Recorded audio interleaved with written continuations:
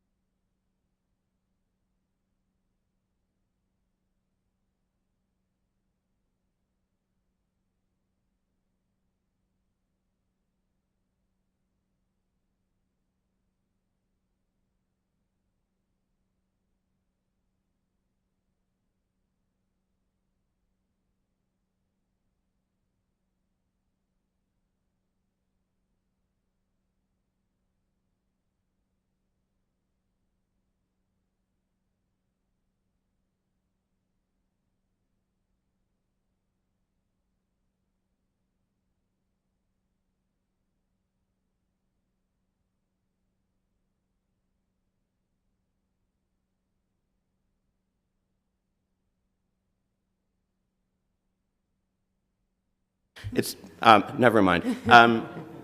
That is bizarre. Look at that. Whoa. I'm just going to skip those slides. But the problem with these formatics in a digital world is when they just don't look at this, don't look at this, don't look at that. When they travel in social, those flags don't travel with them. There's no way you would know that this piece was necessarily a news analysis. Here is a news story on The Guardian. This is a feature story on The Guardian, and this is an opinion piece on The Guardian. Now, you are supposed to know, as a reader, that the difference between the opinion piece on my left, your right, and the news story on your right, my left, or my right, your left, is different because what? Because there's a picture of the dude and the color is slightly different. I'm going to submit to you now that that is rather subtle and that users probably don't understand that difference. And by the way, just parenthetically, I found this as I was putting this presentation together. There actually is a manual on the New York Times site that I never knew existed. Obviously not a highly trafficked site, but here you can go and find out what a news analysis is. Take a look in the mirror. Look, guys, we got to look at our own websites. This is CNN Money, which I love CNN. I love my boy Brian Stelter. This is at the bottom, but this is what you find at the bottom of every CNN Money story. I mean, is there a single paid advertising product left behind here? I would submit to you, no. It's just garbage content. It is just the place where you just shovel the worst crap you can find with the idea that maybe you can make a few extra cents per page view. Now, maybe you do make a few extra cents, actually fractions of a cent per page view, but I would submit that the cost in terms of how this reflects on the content itself is significantly higher. Here's a story that Brian did years ago, well, a little bit, in December actually, about Facebook starting to put warning labels on fake news. And it turns out there was a fake news story attached to that very article, which by the way, was not flagged as fake news. You know, irony alert. We need to be aware of this. Speed kills.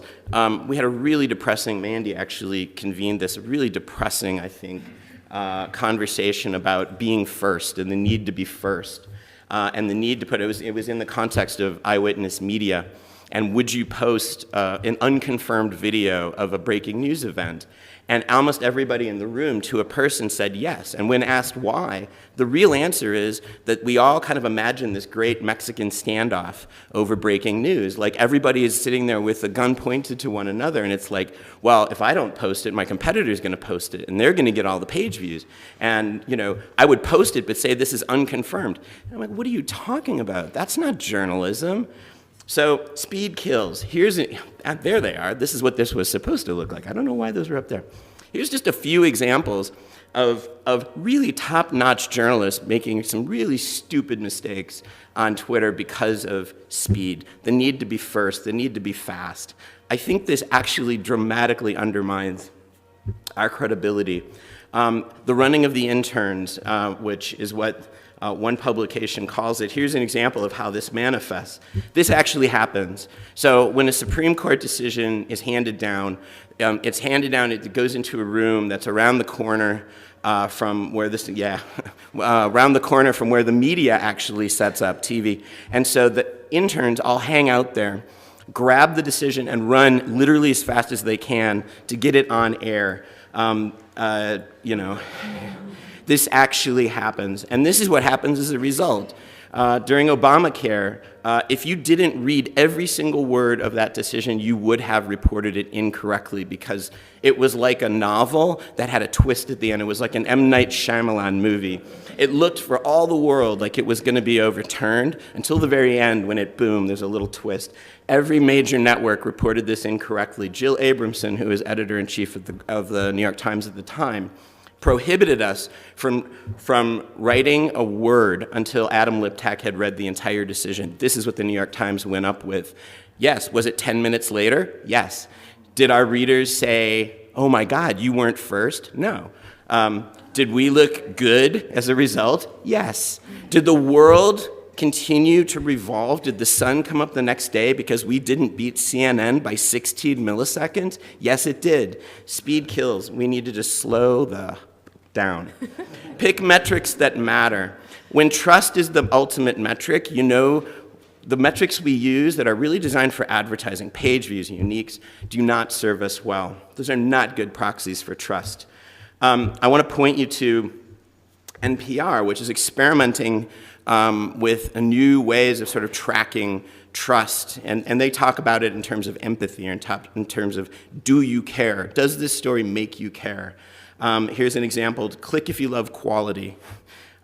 They developed a platform. It's in very basic, very like alpha state now, called CareBot, which tracks some of these kinds of analytics. They're different. Here's examples of what they're tracking. So they track things like story rebirth, graphic linger rate. This is meant for visual graphics, by the way. My favorite one is, I don't do Latin, but maybe some of you do, veni, vidi, whatever that last one is. An indicator used to calculate the number of times users loaded the page for a corresponding URL and then promptly left. Which is a really interesting way of thinking about abandoning. So these are more human metrics that point toward impact and point toward quality and trust, less so. I think they're really onto something with this, and I think we should embrace it. And of course, it has a Slack integration. We're back to CNN Money, and I forgot why, so I'm going to move on. Oh, that's why. So instead of Outbrain at the bottom of the story, which, by the way, is The Guardian discovered exactly the place that converts the best for membership, which is right at the bottom of the story, which is why if you read The Guardian, you see the appeal for membership right at the bottom. Guess what's at the bottom of our stories on the Guardian? It used to be Outbrain for most part. Here, it's Outbrain. So maybe instead of Outbrain, we want something like that. Did you trust this story? Yes or no? Did the story make you care? Yes or no? Tell us why or why not. I mean, this is terribly designed. I did this in about 13 seconds, but you get the idea. Edit like we fact check. I don't understand why it is. If you read the process that PolitiFact goes through to fact check bullshit, it's incredible. I mean, it's systematic, it's in depth. Why is it that we do not edit stories the way we fact check the stories subsequently? It blows my mind. Community is the job. Community is constantly assumed by reporters to be extra, something beyond the act of reporting and writing, and I think those days have got to end. And I'm not going to say much about it because my co-panelists are. But if you can imagine what journalism would be like if journalists ran a restaurant, I think it would probably look a little something like this. Yeah, sure, you get the idea. Again, DCorrespondent hasn't just embraced community a bit. It's core to their business model. They're here. You should go grab them, and they should explain to you how. And this is what results, great journalism. This is a huge scoop that they got simply by co-reporting the story with their readers. Coral Project is here. Greg Barber's floating around. There are platforms out there, including Hearken, which you'll hear about in a minute, and the Coral Project, to do this at scale. There you go. And that is it for me. Thank you very much. Great. Thank you.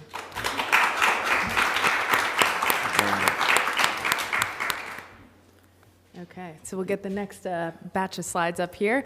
In the meantime, I just wanted to introduce myself real quickly. My name's Jennifer Brandel. I'm the CEO and co-founder of Hearken. I was a journalist for a long time in Chicago at WBEZ, which is a public radio station, and started experimenting a few years ago with bringing the public into the process way ahead of publication. And so I'm going to take you through that process and how it is optimized for trust, really. The word Hearken means listen, so if you hear Christmas songs that are about like hark the herald angels sing, that's the origin of this word. And there I am, conveniently wearing the same outfit, so you trust that that is actually me. So I realized that this morning. But what I wanted to talk you through is what Hearken does as a process to bring the community into reporting, and then how that corresponds with trust. And so I'm going to use a study that just came out a couple weeks ago called trustingnews.org. I highly suggest you check it out. It's by Joy Mayer and a bunch of great, smart people from the Reynolds Journalism Institute. They did 14 news outlets they studied over the course of a year. They studied their social media media approach. So I'm going to extrapolate and just say these are good practices beyond social media. So when you see a little yellow box pop up, that's going to be from Trusting News, kind of validating the process that we use. So in short, I believe journalism needs a new relationship model. It's broken as is. Right now, the way that journalists tend to work with the public is by not really working with them, by saying, here's what we think you need to know, on a hill, at a distance, treating the audience like a mass of data or dollars. Instead, what our approach is, which we call public-powered journalism, it's a different model, starts with the question, what do you not know that we could help you figure out? Because after all, our job is to spend all day figuring things out on your behalf. Let us talk to you to see what you would actually like to know. So what's great is in the Trusting Journalism study, they did show that successful strategies were framed around what the organization could do for the public, which is exactly the premise of the model that we have here. So in terms of speed killing, we can see that most news is actually optimized for speed, in part because the audience isn't part of the process until at the very end, after the reporter has to jet to their next story to beat the competitor down the block again for another story. And so the public gets to come into play after the fact, maybe through commenting or other sorts of distribution or reacting. And this is problematic in a lot of different ways. It leaves a lot of opportunities on the floor. The biggest one here for today's purposes is that the public cannot see how journalism works, and it's hard to trust something that you don't understand how it works. And so Hearken, we say, is optimized for trust, thanks to Aaron's great phrase that he said out loud a few months ago, and I heard and it clicked, as to what we're doing is really optimized for showing the process as we go. And so there's 3 main points of contact with the public before publication. The first is collecting their questions, second is letting them have a say in assigning the story, and the third is actually letting them shape the story, follow along, and really see how journalism is made. And again, for today's purposes, there's lots of benefits to this, but showing how decisions get made, we believe earns back trust. And we've also learned that when you bring the public along, it's not about giving up editorial control. You retain editorial control the entire time. You just share your power with the public. And every time you do, you get new powers in return. So when you share the power of asking with the public and you collect their questions, you can get a more diverse stream of story ideas. I've yet to find a newsroom whose editorial table represents the public they're trying to serve, which means it's impossible for them to actually do the types of stories that come from experiences of people outside of the room. So with the Trust Project, they found that if you demonstrate your newsroom reflects your audience's values, this leads to trust. And again, it's hard to reflect their values if you don't have them in the room. So this is a way of getting their values and their perspectives in the room. And just in case you believe they're going to be asking for cat videos and celebrity baby photos, they are not. They have amazing questions that lead to really high-value journalistic content. And these are just a few of the examples from our partners around the world. And then when you share the power of assigning with the public, you can get targeted, authentic marketing, which is fantastic and free. When people are involved, they want to tell everybody they know. So for instance, this woman, Sarah Lynn Pablo, asked about the origin of the Chicago accent. Her question was up for a vote. She galvanized her entire community for the week her question was up for a vote, bringing the next ring of people to that newsroom's website because that newsroom cared about her, so her friends cared about that newsroom. And again, Trusting News found that when you invite users to make a relationship with you part of their social identity, they will join you in your mission. In terms of sharing the power of reporting, I could talk about this for 5 hours at a time, but we don't have that time today. Especially for local news, when you bring a member of the public along with you, it's really transformative, not only for the journalist in terms of getting a different perspective, but for the member of the public who didn't have access to that person or that information without the newsroom. And so in other industries, this is just called user testing, making sure the product you're putting out in the world, whether it's a video or an article, is optimized for who you're making it for. And so the Trust Project found that trust happens when people feel heard. And this entire process is optimized for people to actually be heard, not just feel heard. And so journalists have an opportunity and really an obligation to be listening to the public. So I'm going to take you through the process real quick just to give you a real concrete example of how this stuff works. We created a custom platform to support this because we found that, you can do it with pen and paper. This whole idea you can do with pen and paper, it's just not efficient when you're trying to do it over and over again at scale and when most people are, connected digitally in some way, shape, or form. So we have these different modules where the public can ask questions, they can vote on each other's ideas, they can see what other people have asked, and then it all gets tied into this engagement management system on the back end. And then a third tool we're coming out with, which I'll speak about shortly, is called Open Notebook, which is all about showing your work. So this public-powered approach we found works for every format, doesn't matter what the final product is. It works for every story style, from investigative to human interest and everything in between. And so this is a process for bringing the public along beforehand. We have like a little subway map to make it easy. The purple line is kind of like your express train, where you create a prompt, let your public respond, and then report stories. So I'll give you a quick example of that. So at the BBC, they put out their big story about Brexit immediately. Here's what we know, here's what's going on, here's the High Court's ruling. At the bottom, where Aaron found that people convert the best, this is a great opportunity, a space where you can ask people, what additional questions do you have that weren't covered in the story that we could report for you? And so the public asks those questions, they all flow into this EMS where an editor or reporter can see what's coming in, then assign people to get those answers, and then put it up on the site. And it becomes highly relevant content for the rest of the public because it captures all of these things that weren't in the original reporting. Now, I'll give you another example of an original story creation through this process, which goes along the green line, which means that there's voting involved as well. So our partners at KQED in San Francisco, Olivia is a reporter that runs their series called Bay Curious. And they collect questions about the Bay Area and the people who live there. I know it's a funny pun, right? It's a good name. And so what the Trust Project found is that when you give people something specific to react to, they trust you more. And then also when you communicate your core value along with when you're asking for something, they trust you more as well. So they're doing a really good job of that here. So this guy, Eric, wanted to know something, a phenomenon in his neighborhood. He sees double parked cars every Sunday lining his streets, which is technically illegal. He wants to know, why aren't they ticketed and towed? So he asks Olivia, she gets an alert, and she decides she's going to put it up for a vote to see if the public really cares before she puts her time and money into reporting. And so she puts a voting round up on the site, the little blue bar you can see there, lets the public vote for a few days, and Eric's question ends up winning. So Olivia gets an original story idea and proof that her audience cares before she's reported a word of it. So she does report the story, and it does very well. Not surprisingly, because she tested it, and it showed that it would do well. And in fact, they found at KQED these public-powered stories perform 11 to 15 times better than all of their other content. And so the Trust Project shows, too, that one way of gathering trust is to just sound like a regular person when you're reporting. You know, don't take that journalistic kind of distance. Really just explain things as you would to a friend. And so these are just a few excerpts from the story in which I think the writer is doing a good job of being very relatable and very human about the reporting. The last thing I wanted to show you here in terms of our tool set is Open Notebook, which is a very new tool we're just starting to test out, where the public can see the process as it's being made, get emails directly into their inbox about how the story is going, and then also be able to participate in the reporting itself. So this is just a sample of, this is not something that's live, but I just made it for this, of the highway collapse in Atlanta recently. They could have been using this to collect eyewitness accounts, showing it back to the public, et cetera, as they're going. And so this is a silly comic I made the other day, just to kind of put a point on this, which is that, newsrooms right now, what I've seen the reaction when, this whole crisis in trust is happening, the public is saying, how can I trust you? How do I know, you're not biased? And newsrooms' response, what I've seen for the most part, is just like, no, we're totally trustworthy. We cover lots of different things, and that's all they can really say. But when you do a process like this, you can actually prove that you're not biased because you can say, you're part of this. If you have an idea that's not being covered in the news, if you're not represented, you have an obligation to tell us. You're part of this community. So you can invite people in and allow them to really be part of your reporting, which helps with that objectivity problem. And then proving you're trustworthy overall. So, a lot of people, obviously, the fake news is a subject on everyone's mind.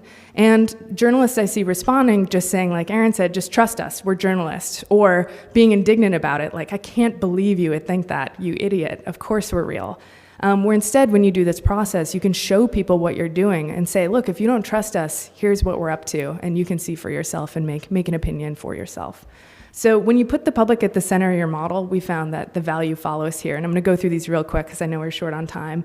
But the return on investment for reporters is they get original stories that are relevant and super popular. The return on investment for the newsroom is that they can actually make money off of this approach by getting higher ad rates, by converting people better, by selling underwriting on this kind of community-supported series. And then this is the whole reason I started Hearken, is to really empower the public. So I'll give you a couple quick examples. In Nashville, Tennessee, a regular citizen just wanted to know about Fred Douglass Park. Who was Fred Douglass? And was this supposed to be a Frederick Douglass Park, which is named after a famous abolitionist, because nobody knew who Fred Douglass was.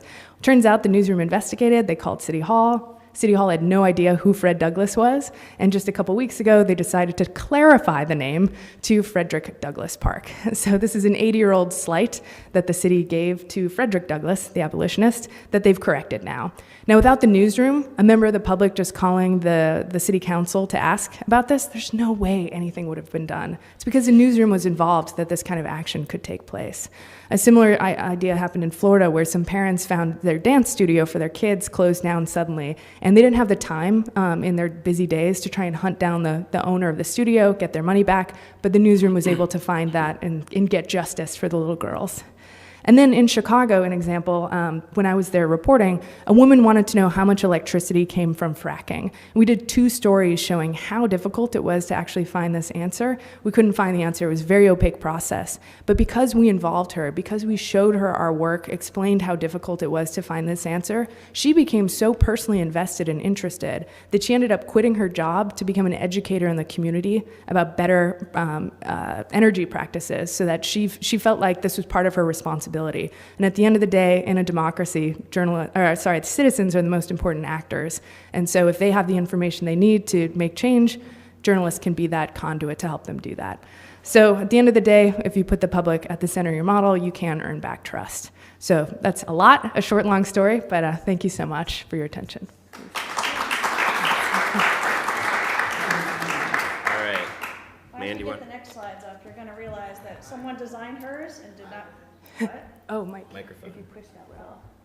Yeah. Sorry. I'm not a technological genius at turning on mics. Anyway, I'm also not a designer, as you're going to find out after watching those beautiful slides. I'm Mandy Jenkins. I'm the head of news at Storyful. If you're not familiar with us, we're a social news verification and insight agency. We work with newsrooms to bring eyewitness media into the reporting that they're doing around the world. I'm also, though, very, very passionate about trust, because that's what we do. That's the business that we peddle in. It's the business I've been in for years, and I think that trust between readers and newsrooms in a lot of ways involves not only incorporating their media into ours and incorporating them into our storytelling along the way, as we've discussed, but it's also about being in these communities in the first place. So I know we're short on time, but mine is the shortest, so you'll see what I mean. So we keep asking this question. It's come up a lot while we've been here this week. Why don't they trust us? And I think it's a pretty simple answer, really. They don't know who we are. I mean, it's very rare at this point that readers know who we are. And really one of the reasons for that is that trust is local. So people do trust. They have lots of trust. This is just some interesting stats. I should have put my glasses on to see that far, so I'll just turn up here. But these are just some recent studies that came out of Pew. And for instance, 25% of people, and this is in America, but I think it's a great testament to what I'm talking about. They're satisfied with the direction of their national policy, but so many more people trust local policy. They think that there are better ideas coming out of their local communities than there are coming out of the national policies that are coming out of there. And I think that very much comes to the place of something that we understand. People, we've seen lots of studies about this, that people are more likely to trust news from people that they know versus people that they don't. The same thing with their communities versus the country. They are more likely to trust that. And when it comes back to news, this is what things used to be like.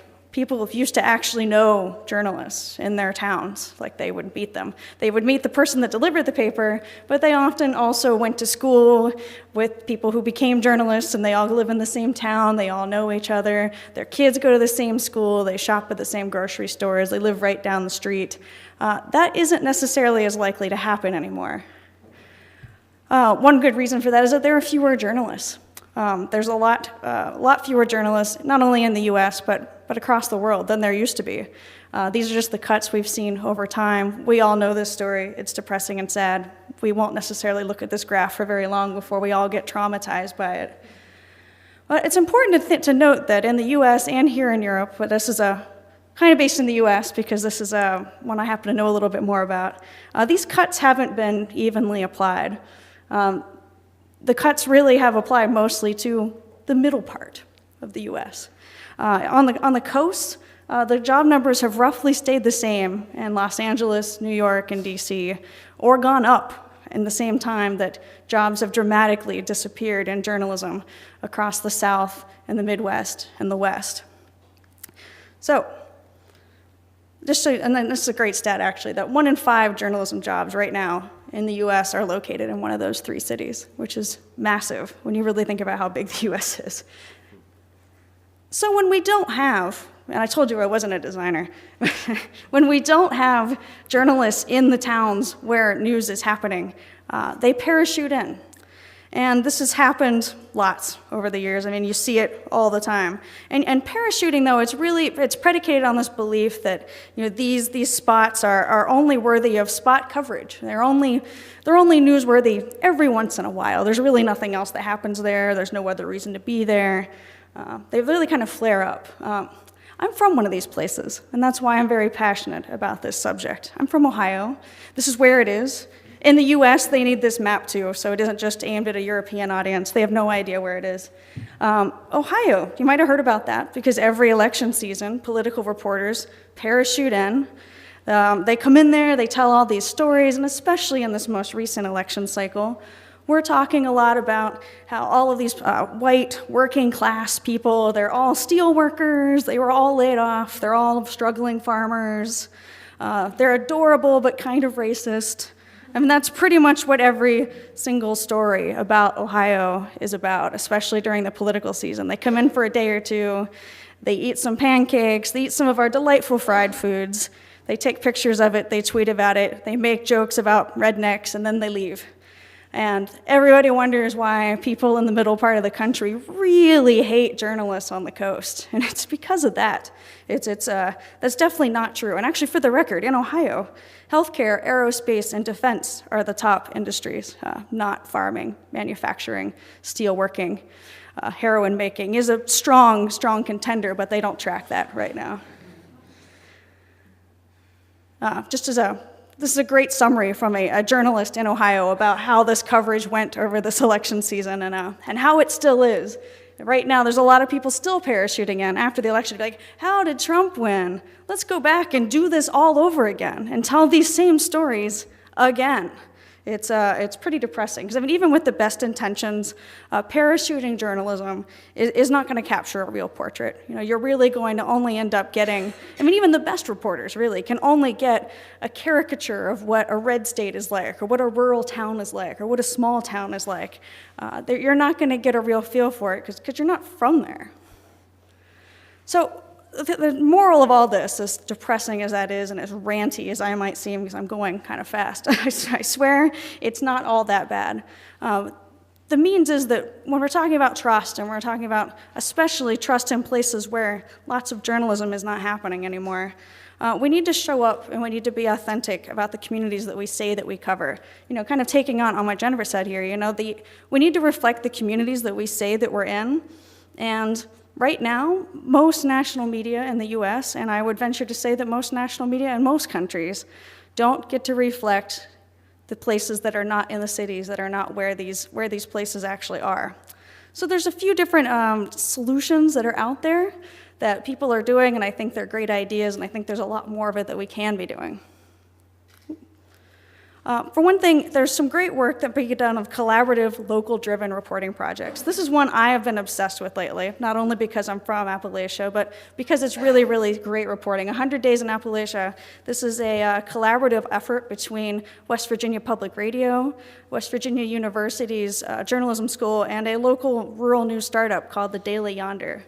And they have tons and tons of great stories, really well produced on here. And they're telling real stories about what's happening in this region from people who live in this region, who have been reporting there for years, who grew up there, who live there.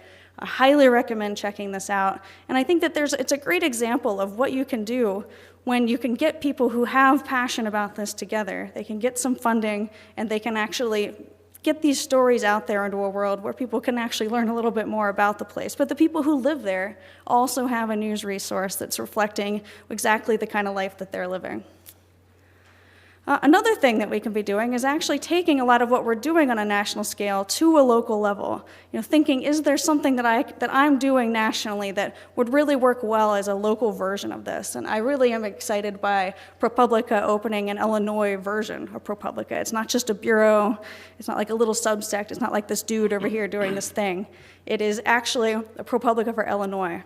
And I think it's really exciting to see something like that. And if you know anything about Illinois, there's a lot of corruption, so they're going to have some great work to do there. It's going to be very exciting. And another thing you can do is actually have people that live and work and have always lived and worked in these places working in your newsroom. These are all colleagues or former colleagues of mine who are probably going to be really embarrassed that I take pictures of them when we're on Hangouts. I actually work with a largely remote workforce right now, at least in terms of a distributed newsroom. So we're on Hangouts, we're working virtually together all day. Before my current role, I was at Digital First Media and Project Thunderdome, which is also a distributed newsroom that was across the US. So we were doing this kind of work all the time. And much of the people that were working in that newsroom had a hard time getting jobs afterwards because nobody wants to hire somebody who's living out in Nevada or someone who's living out of a camper in Colorado. I employ that person at Storyful now. She still lives in a camper in Colorado. She's fantastic. But the newsrooms aren't really keen to have remote workforces. They are very much about control. They're very much about having people in the newsroom with them.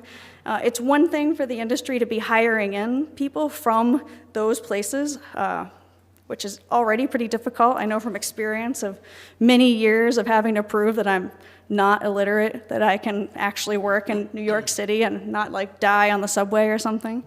But it's a whole other thing to hire these people and keep them in the new communities where they come from and the communities that they care about. You're seeing a lot more of this now, which I think is exciting.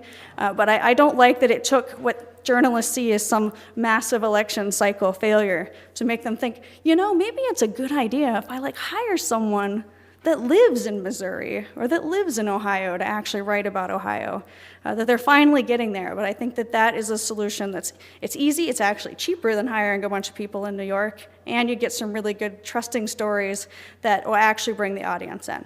So those are my solutions. Let's think local. All right, thank you.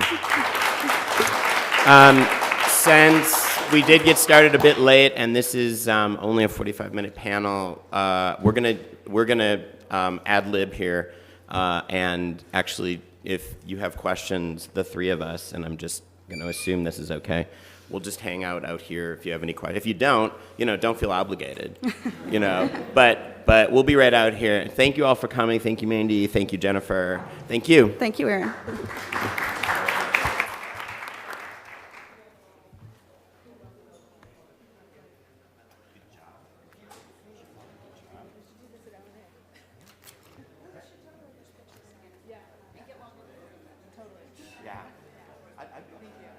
Okay, I'll write up the description. Yeah, let's do it. Okay, Let's do it. Oh, yes, okay.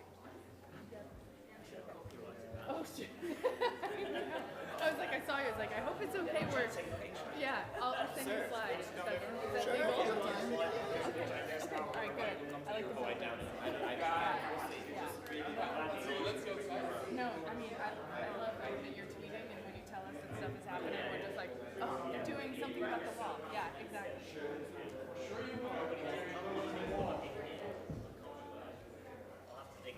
You did another one, or?